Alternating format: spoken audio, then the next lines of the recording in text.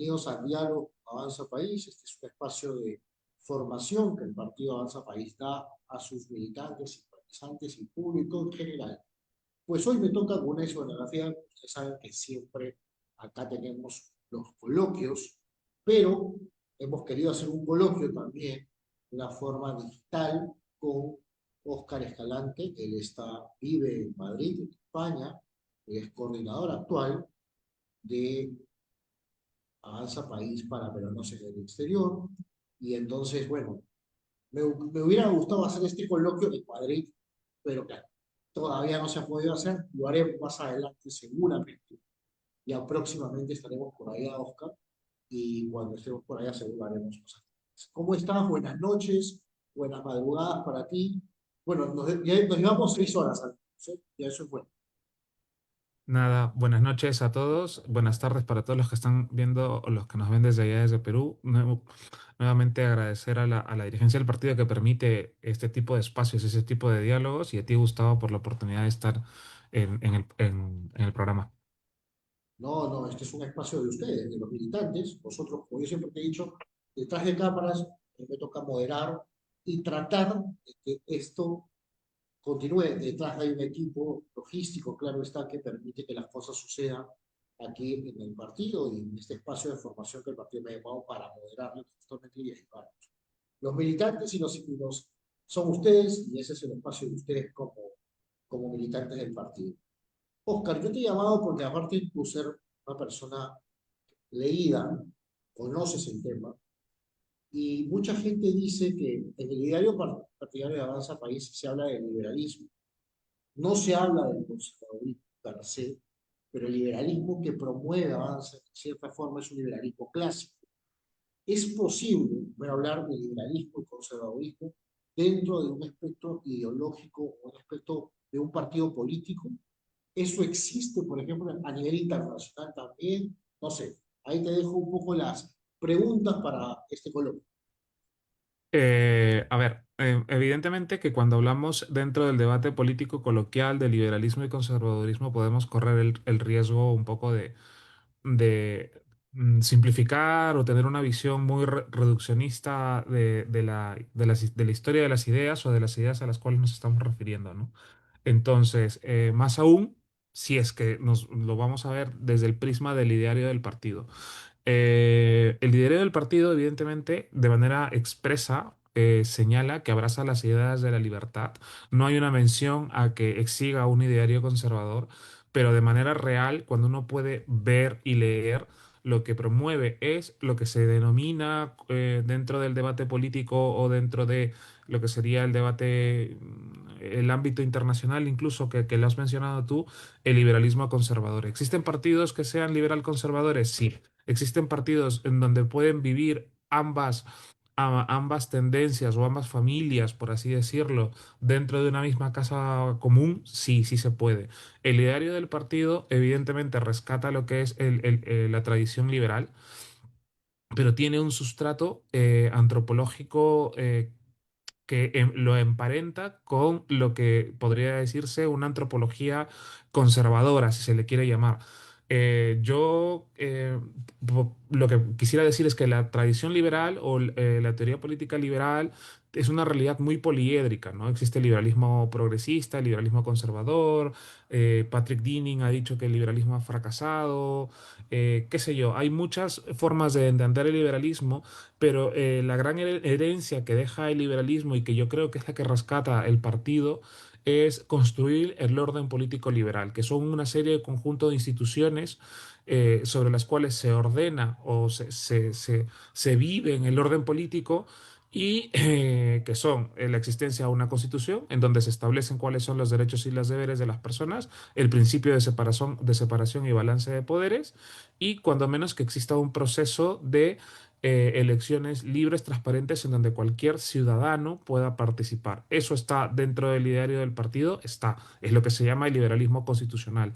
Ahora, esta serie de instituciones, dentro de los estudios, por así decirlo, de la teoría democrática o de la reflexión política, requieren y se sustentan dentro de un modelo antropológico que en el caso de el ideario del partido se recoge que es el ideario antropológico o una antropología, por así decirlo, conservadora. El partido rescata lo que es la familia, los valores morales, es decir, la herencia de la tradición liberal dentro del orden político es una serie de instituciones que son mecanismos, que son como, por así decirlo, como herramientas. El tema es cómo utilizo yo esas herramientas. Y esas herramientas entran ahí en juego el tema de la virtud de los ciudadanos, el tema de la moral de los ciudadanos y cómo los agentes que están dentro del orden social y quieren expresarse en el orden político o que participan del orden económico en el marco de un libre mercado, un liberalismo constitucional, cómo todos ellos actúan desde determinada valoración moral. ¿Eso se le puede llamar conservador? Se le puede llamar conservador. Lo que es real es que el partido rescata esa visión antropológica que es es tradicional o es de la tradición propia de la tradición occidental, que es una antropología, digamos, trascendente, ¿no? Abierta a la trascendencia y sobre ello descansan una serie de instituciones que cuando realmente están ese sedimento moral es cuando las instituciones funcionan bien, ¿no? Entonces, si es posible, hay experiencias, ¿no? Que hay una clásica experiencia, creo que es lo que pasa en el Partido Popular, ahí en España, más o menos, hay Sí, algunos o sea, de sus principios. se podría decir que efectivamente, yo no sé si quisiera poner como un ejemplo concreto de un partido en concreto a nivel internacional. Yo creo que existen más o menos alianzas en donde alianzas electorales, alianzas políticas y partidos políticos en específico que suelen levantar la bandera de ser la casa común de los liberales y los conservadores.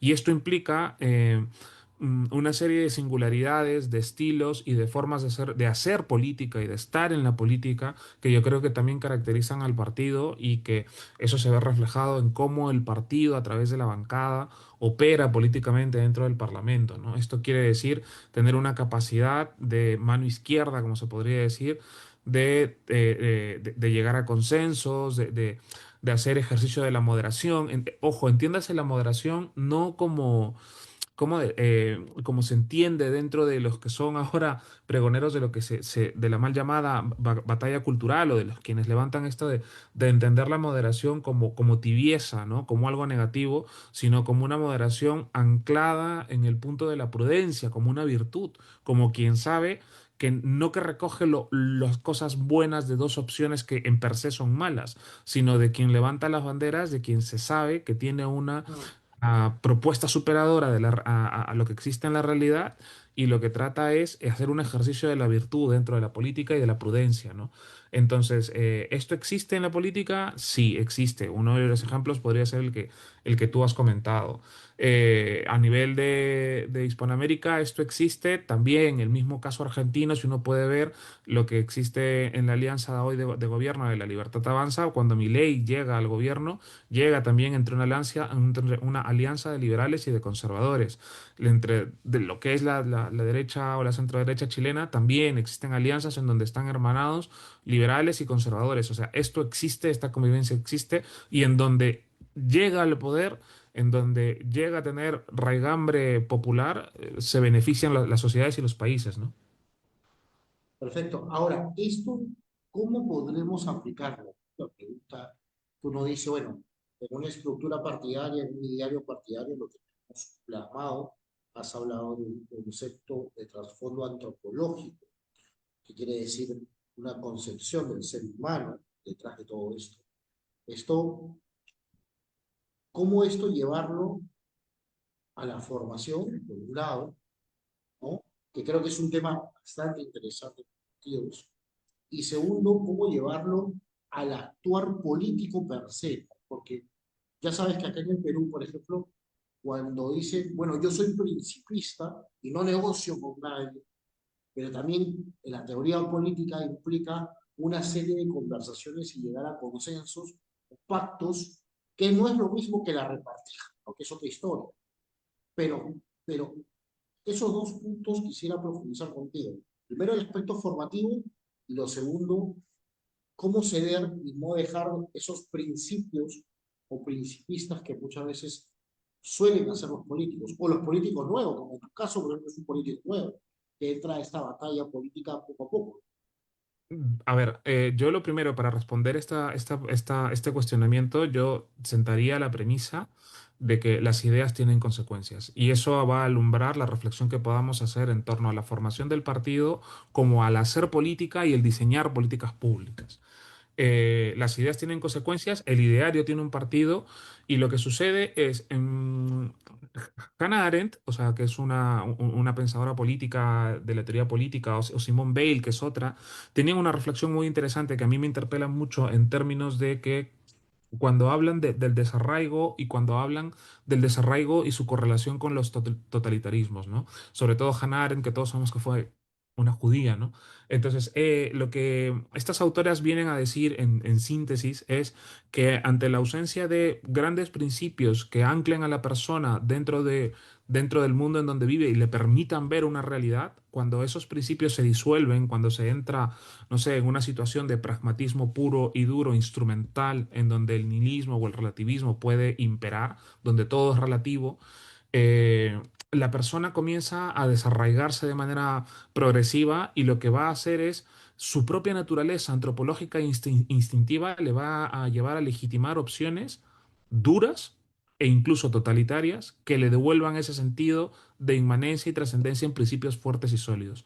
Dicho esto, es por ello que hace falta recuperar la vocación de los grandes relatos políticos anclados en principios y en ideas que tienen una raigambre de profundidad para poder interpretar la realidad.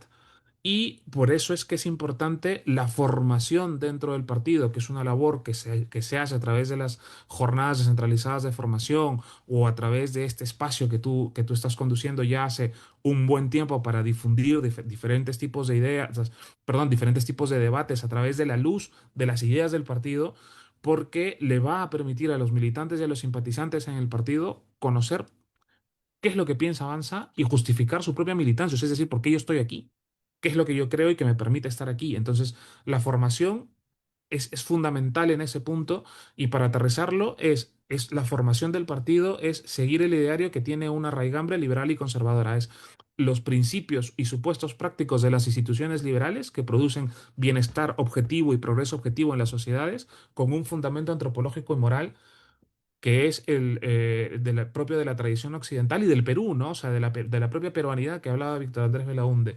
Dentro del hacer ya luego política o la praxis política propia o del hacer política propia pura y dura dentro del juego político, yo creo que sí hay que tener eh, mm, eh, por así decirlo, mucho sentido de la realidad y de la posibilidad cuando uno va a entrar, como tú dices, en tomas de negociaciones políticas o de participación en el debate político, porque una cosa es la repartija propia de sillas alrededor de una mesa con una cuestión instrumental de poder y otra cosa es sentarse y negociar sin relativizar los principios, una agenda que beneficie al Perú. O sea, yo creo que hay cuestiones ahí que son completamente distintas. Una cosa es negociar y pactar votos simplemente por una cuestión instrumental de apetito de poder, y otra cosa es sentarse a parlamentar y negociar y llegar a consensos en bases a principios, a la transparencia de principios e ideas que pueden suponer un beneficio objetivo para los ciudadanos, para todos los peruanos, ¿no?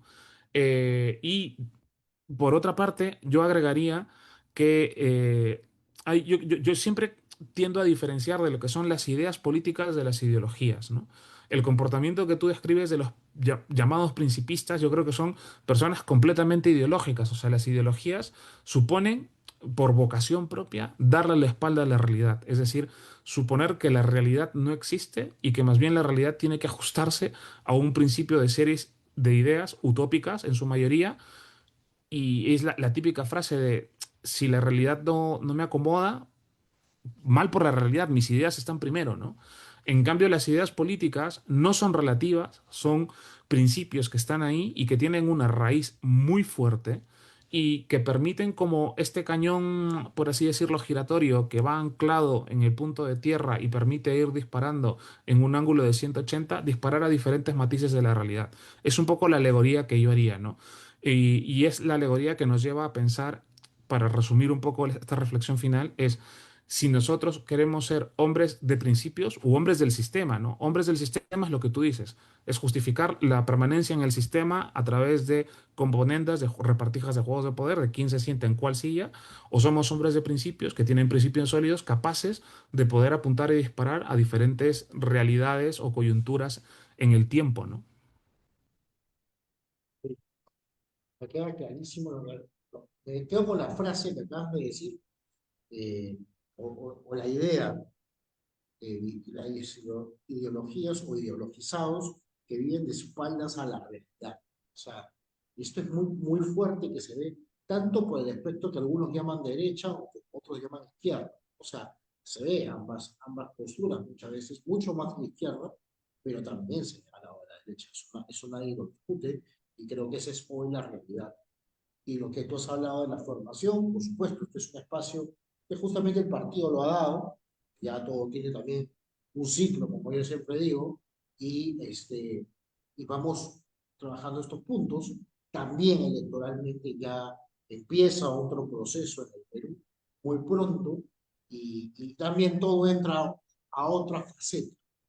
Pero yo creo que más allá de la faceta electoral, en este caso que se viene en el Perú, y los partidos tienen que seguir su vida propia en el tema de la formación, en el tema de las capacitaciones y idealmente algunas investigaciones que ayuden justamente a profundizar estos temas que tú dices, pero incluso al performance que tiene su mismo grupo político en el Congreso o en una alcaldía. O sea, yo creo que pocos hacen esa data y esa evaluación de cómo fue la gestión y como partido político hagan una mea culpa o mejora, es decir, no funcionó esto, no nos ha funcionado esto, aquí no estuvimos cerca de los principios que pensamos o no estábamos alejados de la realidad, esto nos falta en gestión, no hemos podido cumplir y si hemos conseguido esto, otra cosa.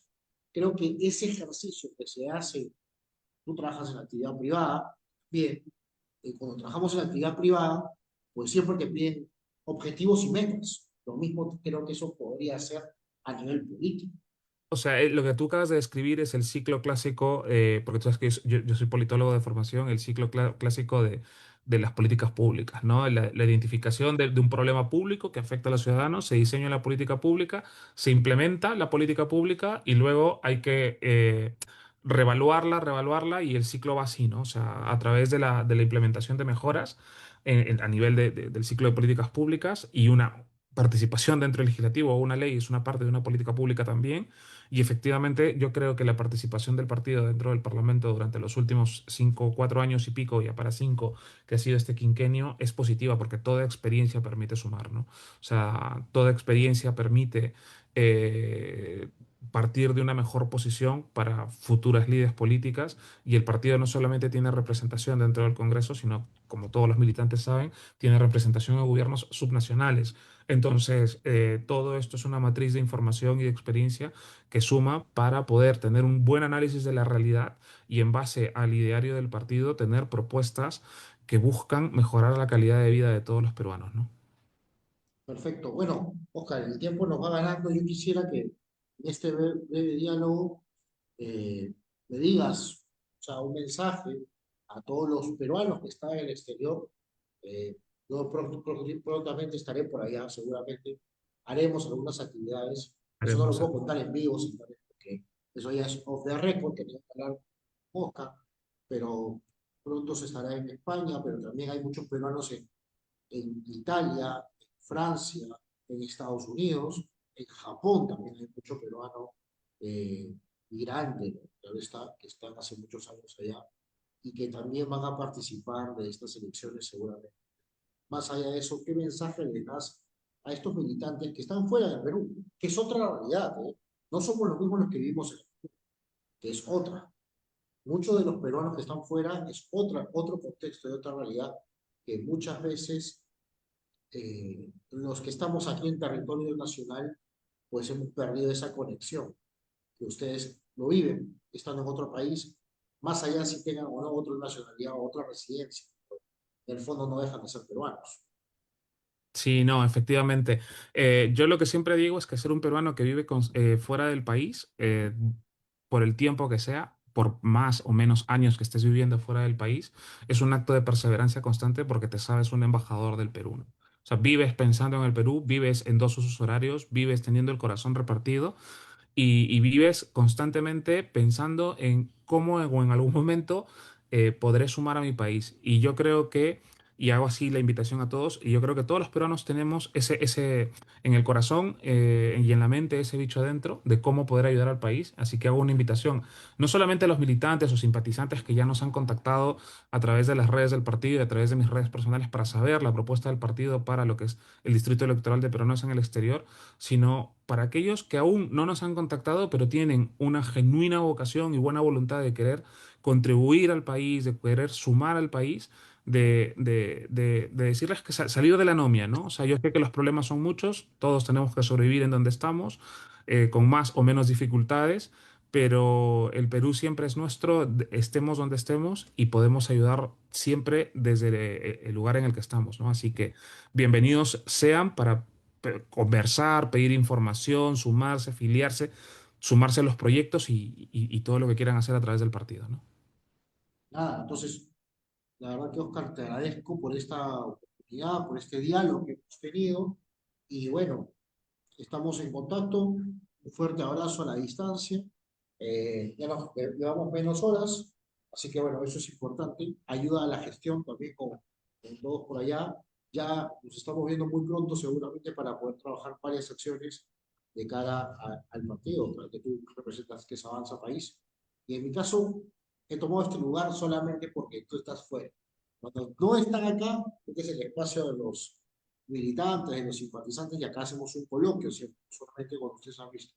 No es que Ya, me ya, postule a nada, por si acaso, voy ya, adelantando, porque ya sabes que la gente puede estar tonterías siempre. ya Y habrá para momento fábulas para, es mucho. ya habrá momento para poder acompañarte a ti y a todos los militantes Seguro, seguro, dentro cuando del vengas partido aquí a Perú, en esa sala, pero nada, nuevamente agradecer a la dirigencia del partido que permite este tipo de espacios, agradecerte a ti por la oportunidad de compartir estas reflexiones el día de hoy y también a todos los que nos están escuchando. listo, Oscar. Un fuerte abrazo y muchas Otra gracias a todos buena. ustedes. Muy buenas Gracias. noches.